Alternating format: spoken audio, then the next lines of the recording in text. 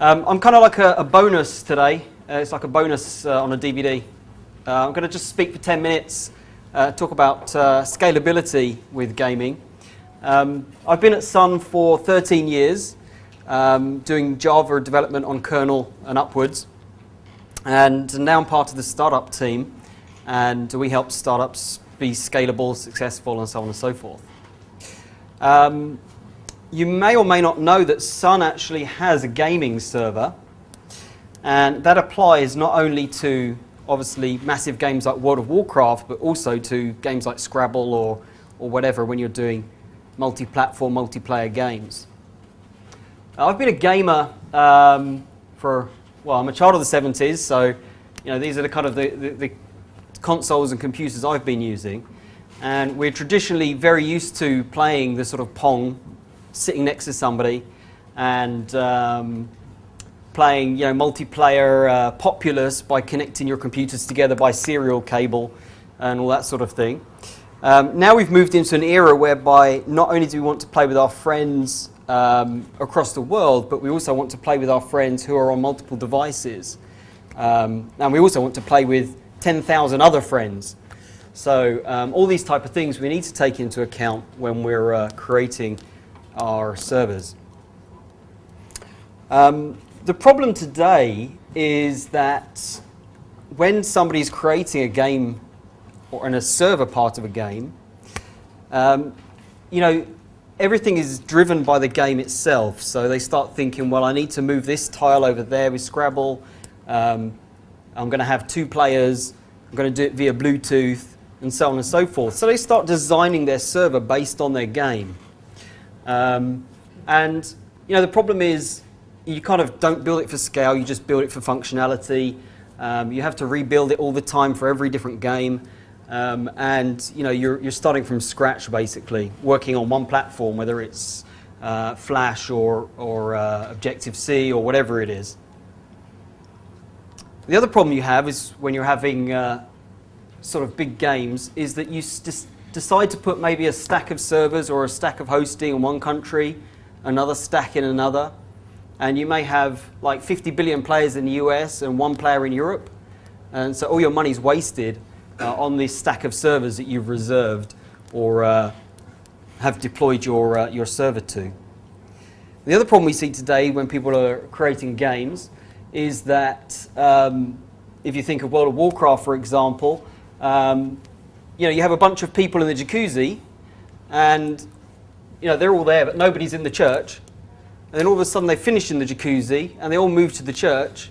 And of course, all these servers are lying empty again, and you have wasted, and you can't share things between them. You're kind of moving between, but you're not sharing things between them. So you've got a little wastage in there. And this is the problem today, is that 10,000 players is not massive anymore.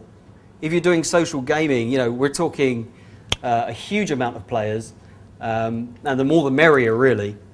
Game developers are not network engineers. Game developers want to focus on game development. They want to do the graphics, they want to do the environments, the worlds, the cash flow and all that sort of stuff. It's really not sexy, but it's critical.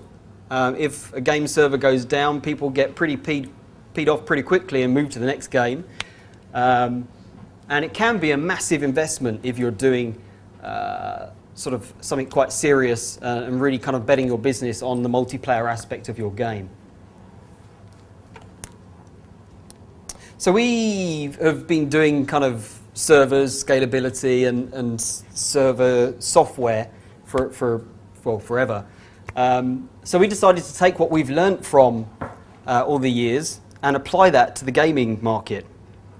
So gamers need low latency, they need massive uptime, they need multi-platform, they need, they don't need to be worried about threading and scalability, and so on and so forth. So we created this gaming server which basically deals with the data. So for example, if you take World of Warcraft as an example, you would take a sword and its properties, you would take maybe a land, and you would take a coin and so on and so forth, and that will be your data in the server.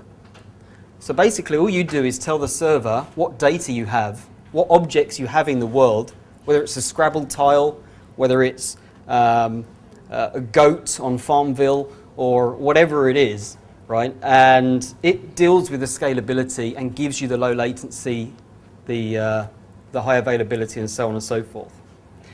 It's actually written completely in Java, and we have tens of thousands of client requests on a test game on a simple dual-core server. So it's pretty powerful just on really weak hardware. And you can have any client, and any client can play.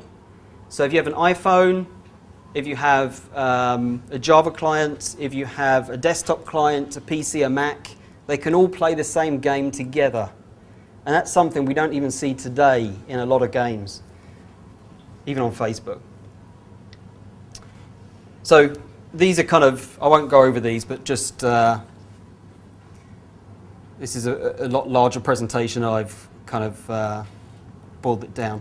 But it really allows smaller game companies and startups like yourselves to go create something without worrying about the back end. Just deal with the game dynamics, the game data, the gameplay, and so on and so forth. And it's a free open source project.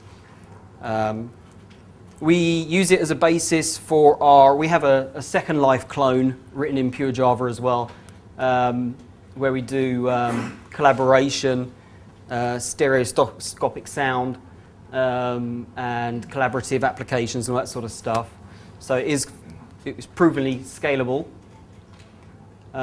You wouldn't just use Darkstar. It's not the be-all and end-all. Generally, in deployment of a server-side game, you would have voice services and static data streamed from elsewhere, your CDN and what have you.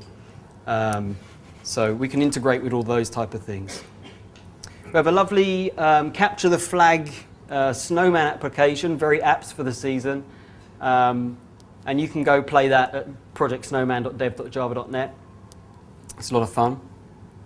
Massive community there already. Sun's mantra is the smartest people don't work for you. You can't hire every smart person in the world. So we always have a massive community behind all our open source projects to make sure that we get the best eyes on them.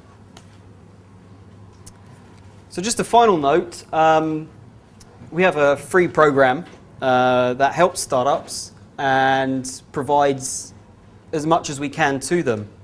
We leverage our network of contacts, whether it's finance, whether it's legal, whether it's technology, marketing, and so on and so forth, and we try to help you out as best possible.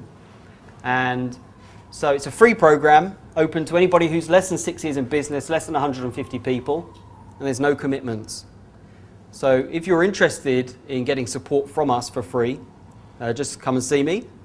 If you're interested in the gaming server, again, come and see me. And I'll be here all evening. And if you want to contact me, there's my Twitter and a few URLs for you. So enjoy the evening, enjoy your beer and pizza. And you've got some great speakers lined up, so enjoy.